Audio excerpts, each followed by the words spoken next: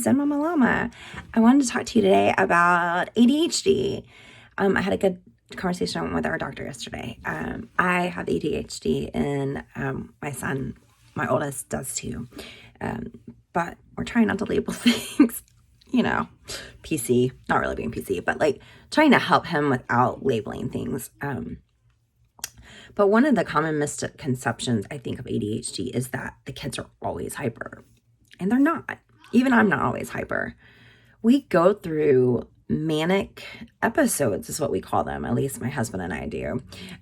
We say we're having a manic episode. And you can see it.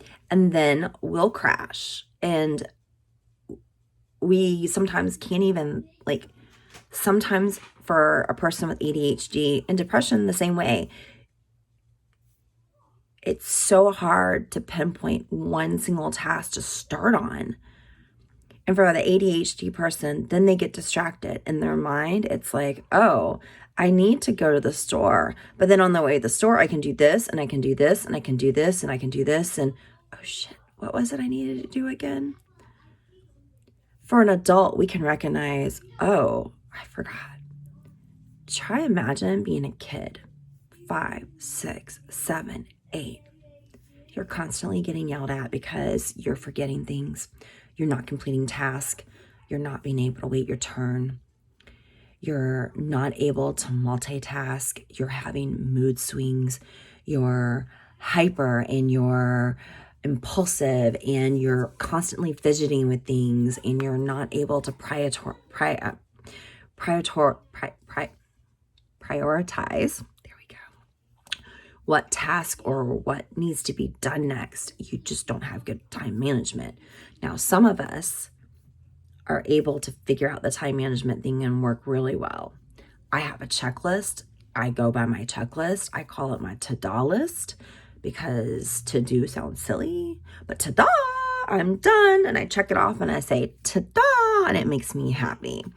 So my checklist are my life. If I lose my checklist, that's when my stress level hits.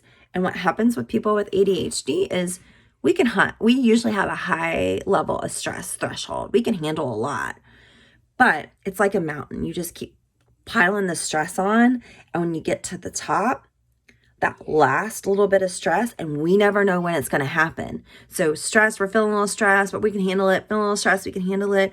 And then somebody throws something on and we're like, crash, meltdown, whatever. It happens with my kid. It happens with me. I have to stop. I have to apologize. I have to get my shit together in my brain, take deep breaths, and show him how to work through something like that.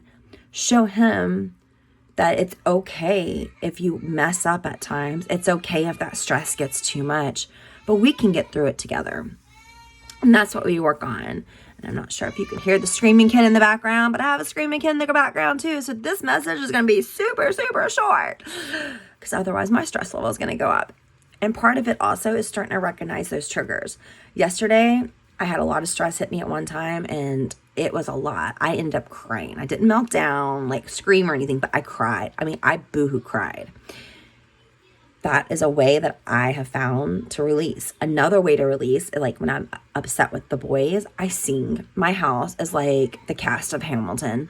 I sing all day long. My kids, it sometimes drives them crazy. Stop singing at me. I'm like, it's either sing or yell. What do y'all want? And I am not a good singer, but I will sing all day to them because it helps me not yell. And that is going to be it for today because I have a little one who's going to come in here and probably cry in my ear. Can you say hi? Oh, I know. See, I got 3 shots yesterday and I'm very sad. It still hurts.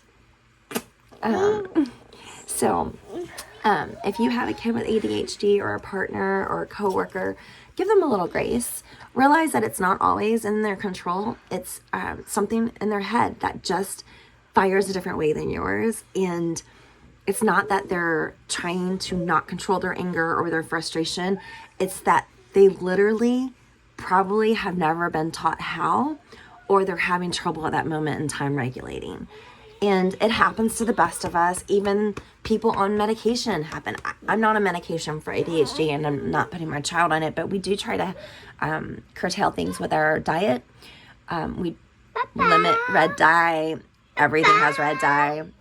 And we give each other a lot of grace. We do a lot of asking for forgiveness in this house, and a lot of counting. Shh, please. They're trying to. Hey, they're trying to hear me. Please stop. Please stop, or you're gonna have to leave. I'm almost done. Shh, shh, shh, shh.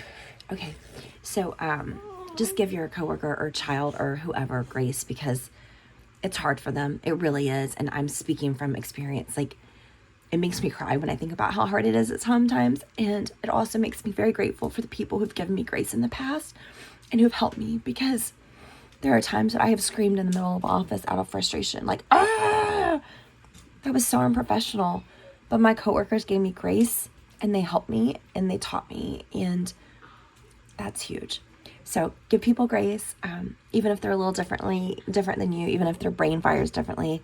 Just give them grace, and give yourself grace too, because we all need that in life. Okay, signing off, guys. Have a great day.